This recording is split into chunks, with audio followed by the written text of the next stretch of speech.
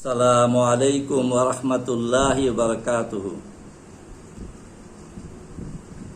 আজকে একটা অনেক গুরুত্বপূর্ণ বিষয়ে আমি ভিডিও করতেছি। আমি অত্যন্ত আনন্দিত হয়েছি বাংলাদেশের ইসলামপ্রিয় মুসলমানরা যে কাজটা করেছেন, এর জন্য আল্লাহ তাদের প্রতি অনেক সন্তুষ্ট হবেন। কারণ এই মাজার পূজারীরা মাজারের মধ্যে বেহায়াপনা, উলঙ্গপনা, মদ, গাঁজা, জুয়া, নর্তকী এই সবের একটা আড্ডা বানিয়ে রেখেছিল। শতকরা ৯৯টা মাজারের মধ্যেই অনইসলামিক কার্যকলাপ বিদ্যমান ছিল।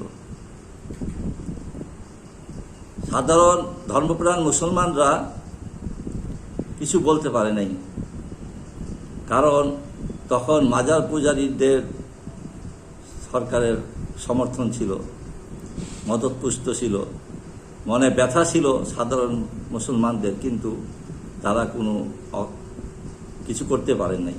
আমি বলি, যারা গোলাপশাহ মাজারে ১,০০০ বা ৫০০ যারাই আসছিলেন, এক ওয়াক্ত নামাজ পড়েছেন কিনা আপনারা দেখেছেন?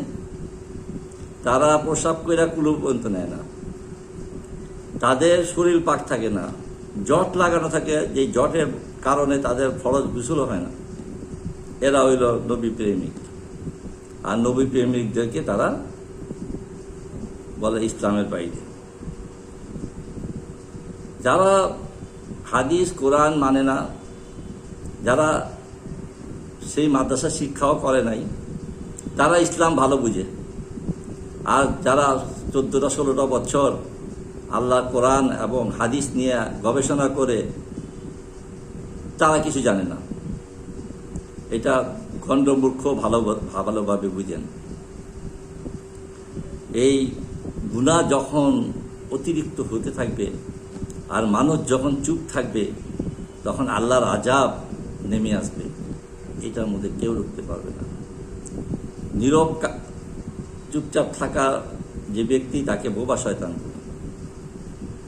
আলহামদুলিল্লাহ, বাংলার ধর্মপ্রাণ মুসলমানরা যে কাজটা করেছেন, আমি মনে করি সরকারিভাবে এই অশ্লীল কাজকে মাজার থেকে বন্ধ করার জন্য সচেতন থাকেন। এবং কর্তৃপক্ষ নজরে আমি দিচ্ছি, যেসব মাজারে গান বাজনা, নারীর মেলামেশা, নাচ গান, গাঁজা এইসব হয়, তাদেরকে ধরে আইনের আওতায় আনতে হবে। এবং মাজার আল্লাহর ওলিদের যদি থেকে থাকে, সেখানে আল্লাহর কাজ হবে, অইসলামিক কাজ কেন হবে? এই মিলাদ পড়া আর তাদের হারমোনিয়াম বাজানো, এটা ইবাদতের অংশ না। ইবাদত কাকে বলে? ইবাদতের জন্য যারা ১৬টা বছর কোরআন হাদিস নিয়ে গবেষণা করেছেন, তারা কিভাবে ইবাদত করতে হবে তারা বলে দেয়, ওয়াজ মাহফিলে বলে দেয়। তারা তো সেখানে যাবে না, ভালোটা তো ভালো লাগবে না, কারণ তাদের তো মৌজ ফুর্তি করা দরকার। আর বৈশা যদি গাঁজা টানতে পারে, তাইলে আর কি ওই কষ্ট করে উজু করে মানে সুন্নত তরিকায় চলে কি তারা ওটা মানবে নাকি? তো এই জন্য মানে ধর্মপ্রাণ মুসলমানরা সচেতন থাকবেন, এবং এইসব অইসলামিক কার্যক্রমকে যেভাবে হোক প্রতিহত করতে হবে, নিজের জীবন দিয়া হলেও। আর এখনকার বর্তমান সরকার আলহামদুলিল্লাহ ভালো কাজ করতেছেন। দুঃখের বিষয়, ভারতের এখন পর্যন্ত তাদের এই দুষ্টামি ছাড়তেছে না। তারা বিভিন্ন প্রশাসনে বলেন, মিল ফ্যাক্টরিতে বলেন, বিভিন্ন সংস্থায় বলেন, তাদের লোক কিন্তু ছড়ানো ছিটানো আছে, এবং তারা মিল ফ্যাক্টরিতে আগুন দিচ্ছে, তারা ধর্মঘট করাচ্ছে, তারা একটার পর একটা এই সরকারকে বিব্রতকর অবস্থা ফেলার জন্য তারা চেষ্টা করতেছে এবং চেষ্টা করে যাবে।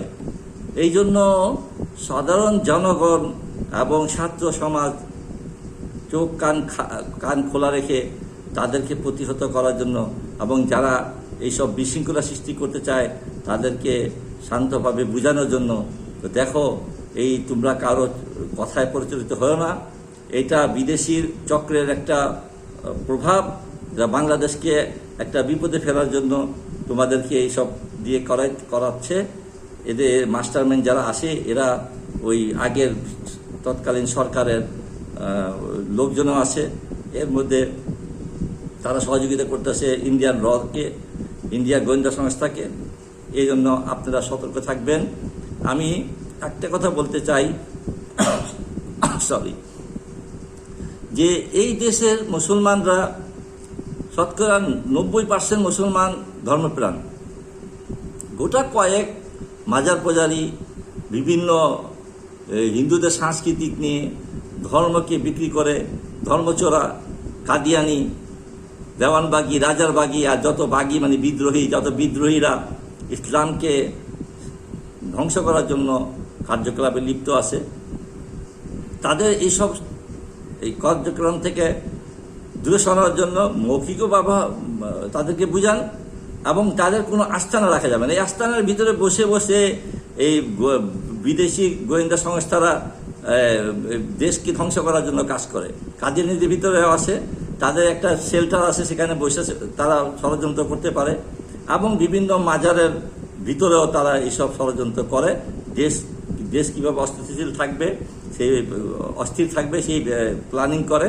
এই জন্য আপনারা সব সময় সতর্ক থাকবেন।